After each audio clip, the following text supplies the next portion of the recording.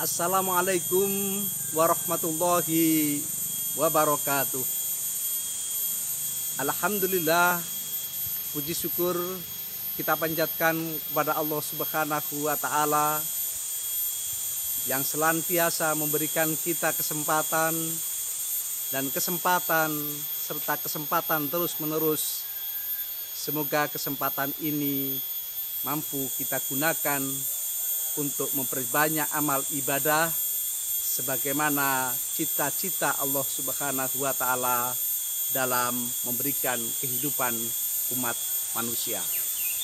Salawat dan salam kita haturkan kehadiran junjungan Nabi kita Muhammad Sallallahu Alaihi Wasallam. Semoga kita senantiasa diberikan kekuatan iman dan Islam dan mencontoh seluruh amalan-amalan yang diberikan teladan oleh baginda Rasulullah Muhammad Sallallahu Alaihi Wasallam sehingga kelak kita bisa masuk surga bersamanya. Pemirsa yang dirahmati oleh Allah Subhanahu wa Ta'ala, puasa telah memasuki etape yang kedua, di mana pada etape ini Allah Subhanahu wa Ta'ala menjanjikan kepada umatnya diberikan ampunan. Karenanya kita perlu untuk menyambut ampunan ini dan kita harus tahu apa kuncinya agar Allah Subhanahu wa Ta'ala memberikan kita ampunan atas dosa-dosa yang kita lakukan. Manusia berada dalam dua dunia, dunia malaikat dan dunia setan. Ketika manusia sedang menikmati manisnya iman, maka manusia hidup ada pada dunia malaikat. Layaknya pengantin baru, ia menikmati kehusukan ibadah. Ia mampu melaksanakan sholat dengan khusyuk dan lidahnya senantiasa dibasahi dengan dzikir menyebut sang kekasih Allah Subhanahu wa Ta'ala. Maka kehidupannya seperti kehidupan malaikat yang hanya untuk kebaikan dan mengikuti apa yang diperintahkan oleh Allah Subhanahu wa Ta'ala.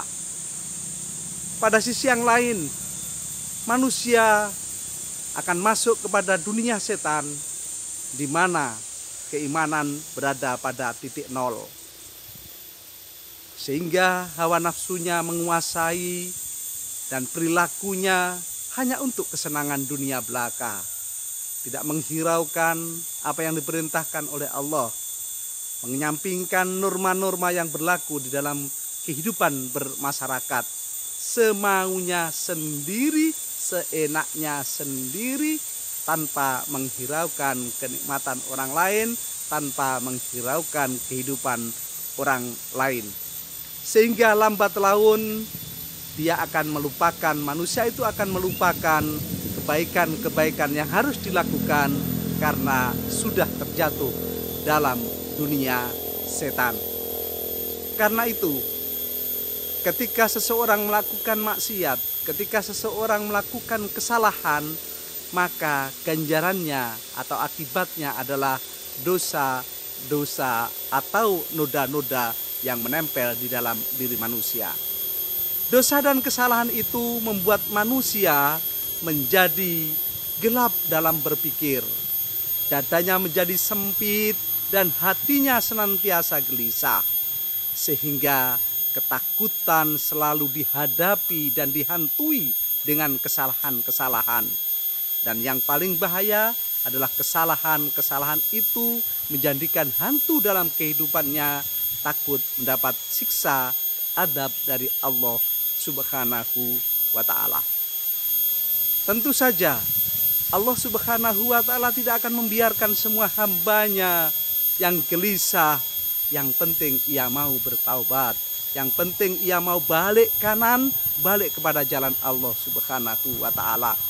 Karena Allah Maha Pengasih lagi Maha Pengampun, mengasihi siapa saja manusia yang hidup di dunia ini, dan mengampuni siapa saja yang bertaubat, yang memohon ampun kepadanya. Karena itu ada ekstra pembersih dosa yang sangat luar biasa. Sebagaimana yang diriwayatkan oleh Abu Dar, dalam musim dingin Rasulullah Shallallahu Alaihi Wasallam keluar rumah dan melihat daun-daun berguguran. Maka Rasulullah Shallallahu Alaihi Wasallam mengambil ranting dari pohon itu dan berkata kepada Abu Dar, "Wahai Abu Dar." Maka Abu Dar menjawab, "Ya labaika ya Rasulullah." Kemudian Rasulullah melanjutkan sabdanya, "Tahukah engkau wahai Abu Dar, bahwa manusia akan digugurkan, dibersihkan dosa-dosanya melalui sholat yang khusyuk dan hanya dipertujukan kepada Allah Subhanahu wa Ta'ala.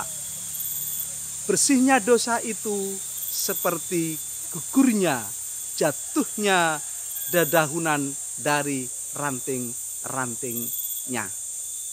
Karenanya jaminan Rasulullah dengan sholat bisa membersihkan dosa-dosa manusia. Sebagaimana sabdanya Rasulullah yang lain, bahwa sholat adalah tiang agama. As-sholatu imaduddin, tiang agama. Maka barang siapa yang menegakkan tiang itu, maka kokohlah agamanya.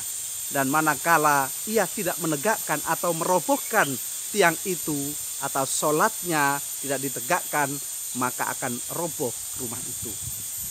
Melaksanakan sholat 5 waktu sama halnya dengan kita membangun bangunan yang kokoh dengan tiang-tiang yang kokoh. Maka rumah itu akan bertahan dalam waktu yang sangat lama. Sedangkan untuk memberikan hiasan-hiasan rumah kita agar kokoh dan indah, maka laksanakanlah sholat tambahan, yakni sholat sunnah. Sebagaimana di bulan Ramadan ini kita diberikan kesempatan untuk melakukan sholat sunnah yang tidak ada di luar bulan Ramadan, yakni sholat taraweh. Sehingga Rasulullah dengan tegas menyatakan, "Man qoma Ramadana imanan wahtisaban ghufira lahu ma taqaddama min dzanbi." Barang siapa yang menegakkan, yang mau mendirikan sholat qiyamul lail di bulan Ramadan, maka Allah akan menjamin, membersihkan, mengampuni dosa-dosa pada masa yang lampau. Kehebatan surat ini, sebagaimana Rasulullah menggambarkan di dalam sebuah hadis, bertanya kepada para sahabat, "Wahai sahabatku, bila engkau memiliki kolam di depan rumahmu dan airnya sangat jernih dan selalu membangkitkan rasa untuk mandi, dan kemudian engkau mandi 5 kali sehari, apa yang akan engkau rasakan wahai para sahabatku?" Maka para sahabat menyatakan bahwa tentunya kami akan terjaga dari kotoran-kotoran yang menempel di dalam tubuh kita. Begitulah sholat. Sholat yang kita lakukan selama 5 kali dalam sehari itu akan membersihkan kita dari waktu ke waktu.